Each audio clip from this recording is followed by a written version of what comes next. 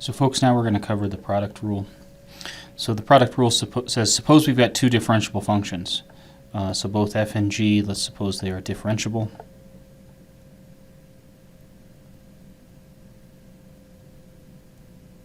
At some x equals a. All we're saying is that suppose f and g both exist. Then what? Well, if we want to take the derivative of the product of these two functions, so this is the command to take the derivative of f of x times g of x. There's the derivative of the product of these two functions. How do we do it? Okay. The first thing to note is we do not simply distribute the derivative over the product.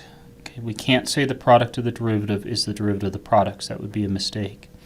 Instead, the product rule says we will take the first function, f of x, and multiply it by the derivative of the second function, plus the second function, g of x, and we'll multiply that by the derivative of the first function. Okay. So folks, I'm going to have you watch a really intuitive video for how to do this in the 3 blue, 1 brown, and we'll also work through the proof of this derivative rule in another video. But here is the product rule. We take the first times the derivative of the second plus the second times the derivative of the first. Okay, by first and second, I mean as we read these from left to right. So again, I said this is the first times the derivative of the second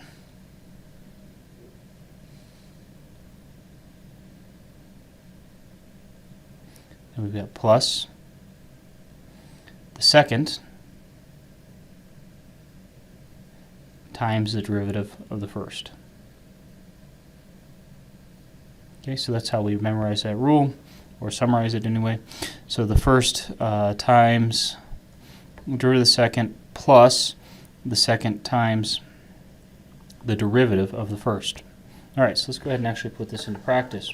I've got these two functions being multiplied together, so let's go ahead and call f of x e to the x, and let's call g of x x to the fourth.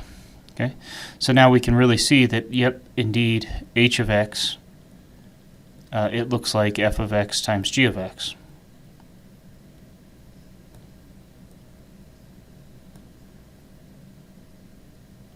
Okay, where that's a multiplication symbol there. That doesn't quite look right, but there we go.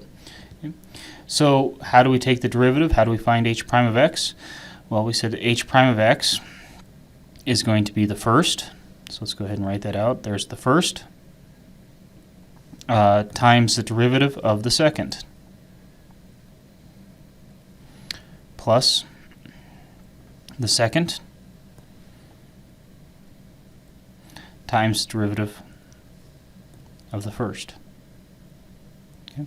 And let me clean this up just a little bit. I should have made that. That was incorrect. I should have written h prime of x there. Okay. So now we're just going to use the derivative rule as a roadmap for where to go. Well, the first function is f of x. Well, we said the first function, f of x, that's just e to the x, times the derivative of the second function. So I'm going to say times, and here just for practice, I'm going to use this Leibniz notation, times the derivative of x to the fourth, plus, and then what is g of x? Well, g of x is x to the fourth, and we're going to multiply that by times the derivative of f of x, so times d dx of e to the x. So now I'm going to stop doing the colors. We'll just go ahead and compute things. There's e to the x. What is the derivative of x to the fourth? Why, that's 4x cubed plus x to the fourth times, what's the derivative of e to the x? Well, that's just e to the x. Okay. We could clean this up as 4x cubed e to the x plus x to the fourth e to the x. That would be a fine place to leave your answer. Additionally, I could factor out some powers of x and an e to the x. So if I did that, that would leave me with 4 plus x times x cubed e to the x. Both those places are perfectly fine to leave your answer. Okay. So this is an exceptionally important idea here. We've just shown that the derivative of the product is not the product of the derivatives. Okay? Sums worked very well with derivatives. and products work very well with limits. But when we talk about taking the derivative of a product, we do not simply take the product of the derivatives. Okay? So here I've got an example in which Thorsten has taken x to the sixth and the square root of x, and so in computing the derivative of the product, they said this was the answer.